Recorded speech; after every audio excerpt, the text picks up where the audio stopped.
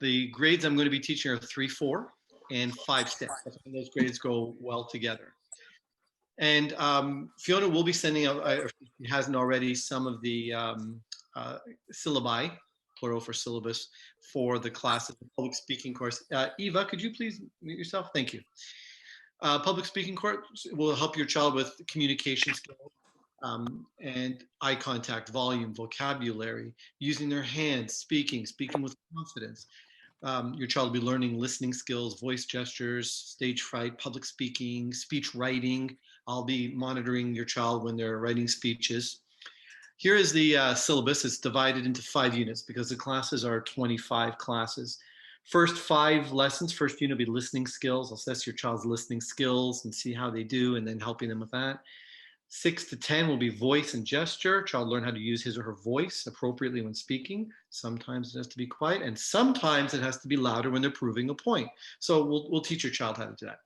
Lessons 11 to 15, public speaking vocabulary. Some words are used in public speaking more than others because they have more of an effect, usually like an emotional effect. 16 to 20, speech writing. So they'll be practicing writing different types of speeches. There'll be different speeches like political speeches, rallying speeches, all those type. And then will be the actual delivery with the confidence and stage fright for the last 5 lessons. We're putting it all together. So that's the syllabus. The course will have also more with pet peeve speech, storybook speech, stage fright, quotes from famous leaders. And we'll be watching videos from famous leaders and how they use their gestures and their voice intonations and the content. We might even take some of their speeches and actually do their speeches as well. So that'll be kind of fun and learn a few things about history as well. I always like incorporating that. I never think one course is just one course. When you're public speaking, you can learn about history. You can learn about people. So there's a lot to do with that. So that's the public speaking course.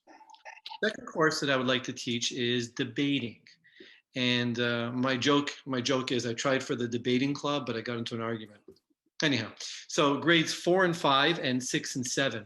I find debate might be a little hard for the younger ones. Really good skill for the 4s and 5s because they're just learning to really come into themselves with their speech and their speaking and their arguments. Younger ones have a little more difficulty formulating arguments, and grade 6, 7 is fantastic too. And again, this is the beginning syllabus. And again, you can look, I think Fiona is going to put it on the course for you. Reasoning and evidence, facts and statistics in an argument, expression and delivery. And this goes very well with the public speaking. Listening and responding, listening critically. What does someone have to say on their side? How can you use that? Taking notes. Organization and prioritization, structuring the speech so it's delivered in the correct way. And the syllabus for that will be the first 5 lessons. Persuasive and opinion debates. We'll be listening to some debates. We'll be analyzing debates. And we'll be actually starting to write some. 6 to 10 parts of the argument. Your child will learn the different parts, pros and cons and how to fit them together. 11 to 15, analyzing a topic, choosing a perspective. Which side do you stand on and why? So for example, we might check out one of the time for kids, and there's some great debates. You know, should people be rewarded for recycling? Should cursive be taught? We still need. So we'll be looking and reading those as well. Can everybody make sure their mute is on, please? Thanks. We'll be looking at those as well, and we'll be reading them. We'll be discussing them. What do you think of that? And what's your opinion? Which side are you on? Why? Explain that. And then sometimes in the class too, I'll be dividing the kids up and saying, okay, you're going to be pro, you're going to be against. And then another class, you're going to be pro and you're going to be against. And they have to, even if they don't believe in that, they still have to fight for that side. 16 to 20 speaking skills and body language, intonation, hand gestures. 21 to 25, putting it all together, writing a speech, writing their position on a debate, and actually carrying it out. And we'll be doing that in the small class units. And I'll give the kids feedback all along the way. Oh, you know, I like how you spoke. Next time, emphasize this word. I like your pros and where you stand on should movie theaters open, but maybe next time you want to think about that and guide them along the way, because otherwise, you know, there's not really learning. So that's the second course, debating. Third one, leadership. I love this course. I've been teaching 2 of them already in the past 25 classes. And I find that a lot of kids really need this because it really taps into things they don't do in daily life. So that would be grade 3 to 4 and 5 to 6. And the syllabus for the leadership, characteristics of a leader. What is a good leader? And all these great traits. Does your child have them? How can your child improve them? So we talk about respect, responsibility, integrity, taking initiative, resilience, goal setting, anger management, conflict resolution, communication. It's just like a self-improvement course, actually, more than even though it's leadership. It's like really improving yourself and standing out. We watch a lot of videos. We watch some funny leadership videos, some serious ones, comical ones, and the kids get an idea of what a good leader is.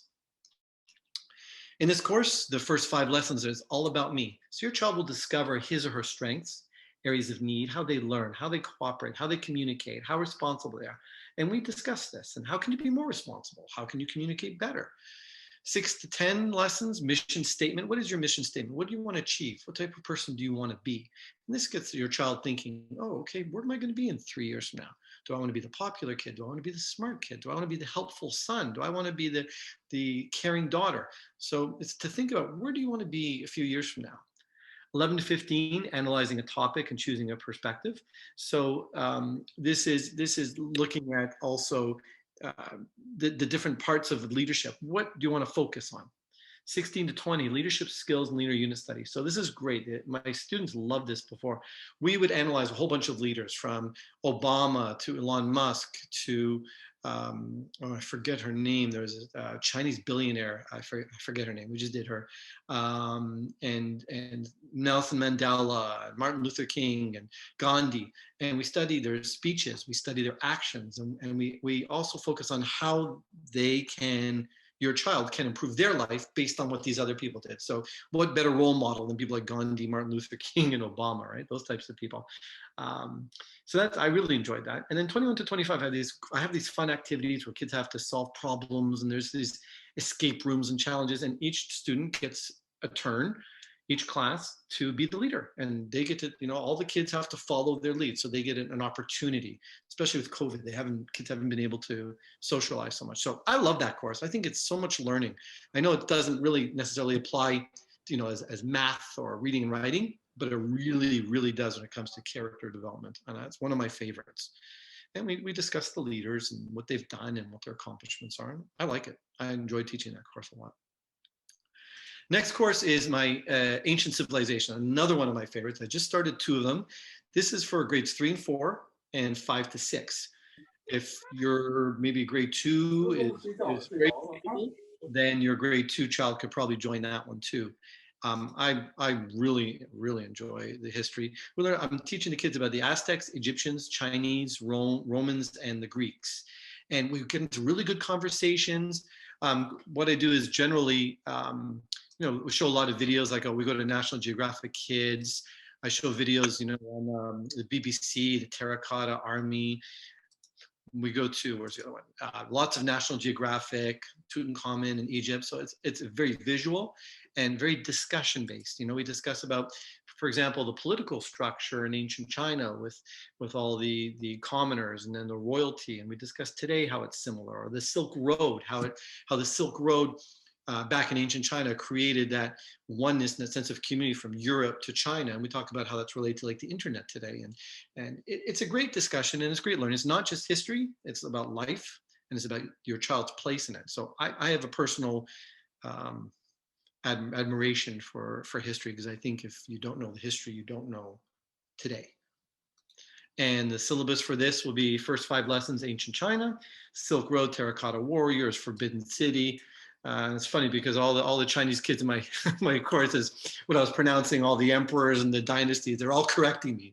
So Shu and Qin, and so I'm getting to learn a little bit too. 6 to 10, ancient Egypt, kingdoms, pharaohs, daily life, gods and goddesses, sphinx, pyramids. 11 to 15 lessons, ancient Greece, architecture, politics, how we have democracy today, philosophers, scientific thought, and so much more. Lesson 16 to 20, ancient Roman life, the entertainment, the art, Julius Caesar, Pompeii, architecture, Spartans, Colosseum, tons more, and the Mayans, the Aztecs. I got to fix that one. That's actually Aztecs. Even teachers make little mistakes. Aztecs, architecture, religion, warriors, and so much more. So I love it. We generally do. I have my own unit of study. This is a perfect level for the kids. We read, we discuss, and again, we'll go to. Uh, Sometimes we'll go to Time for Kids, find some articles. Again, we have a lot of videos. Give the kids a visual, feel like you're actually there, because that's the best way to learn history, when you can actually see the pyramids if you're learning about them. Since we can't go, we'll watch. Okay, so that's my ancient history. I'm talking quite a bit, but oh, and that is a super class. So super class. Generally, the classes at Applesmart are 6 or 7 students, usually 7. And the super class, we want more kids. I think it will be up to at least 15. I like this class because there's more instruction. We can have a really good discussion because so many kids more kids will be able to contribute to the conversation. And it's the type of thing that lends itself to more kids. So you don't need that, like a reading or special reading or writing or math, where you need, to be all over the child's work and to see what they're doing. So I like these super classes. We have really good talks. And talking is a great way of learning. Kids express themselves and we share ideas. Another super class that I've started, I am doing one now, and I think it's going great. Super reading class, grade 2 and 3 and 4 and 5. So in this super reading class, what we're doing is we're learning reading strategies. Now I know a lot of parents say, well, what am I teaching them? I'm teaching them how to read, how to think. So we're learning how to infer when you're reading. What do you think about that? Making connections. When your child makes a connection to what they're reading, they have a better understanding. It's more meaningful. Predictions. Predictions lets you kind of tie in all the pieces. It's like going to a movie. It's seeing that movie trailer, knowing what the whole movie's about is much better, because then when you go into the movie, you have a really good idea. So that prediction helps the child think. Decoding vocabulary. We'll be reading. We'll go to Time for Kids. We'll go to where are we here? We'll do science, read science. We'll go to Raz Kids. They have fiction books, non-fiction books, from coral reefs to earthquakes, and we can learn about that. China, and then some stories. So we can go back and forth with the different literature. Learning new topics, as I said, and learning the parts of a story, character development. So we do everything. And the class is great because I introduce the idea of inferences, for example, and I'll show some pictures and we'll talk and we'll make inferences. Maybe I'll show a video on YouTube with a book and I'll stop it. What do you think of that? Why do you think that? We'll have a talk. And then we'll get a book and the kids will take turns reading. Sometimes they'll read by themselves and we'll talk about it. Some kids will read out loud for the class. Sometimes I'll read. A little mixture of everything so everybody gets something out of that. So the course syllabus, lesson 1 to 5, making predictions,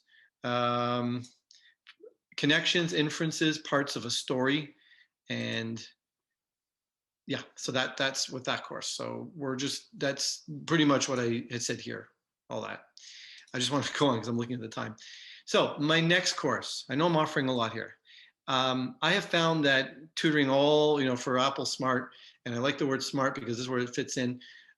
There's a lot of kids in these classes that I think I can take even further. And I've handpicked a few. And if your child's been identified as gifted, or your child does really, really well in reading or writing, I would like to offer this, and I haven't done this before. It's a grade 2-3 or a grade 4-5 gifted advanced reading course. And I'm going to show you what I do in the normal reading course. The advanced reading will take it even a step further. So let me just find it. So this gifted reading. So I'm offering a regular reading writing and a gifted advanced reading writing. So I'll just take a quick look. So what I teach the kids is when we're doing some of the reading, we analyze different parts of the text. What are the parts that are facts? What are part of the text are predictions? Which are relevant to the topic sentence. We analyze, we break it down.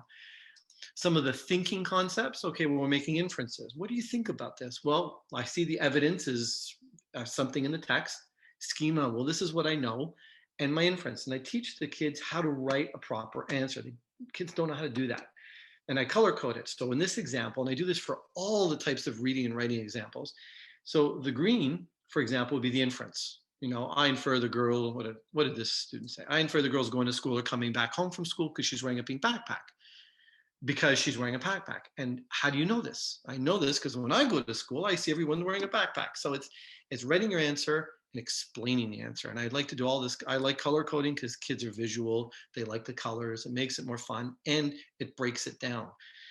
Here's just a typical writing assignment. I was teaching the grade some 3s and 4s, I think, writing a paragraph. So this paragraph is about your favorite movie.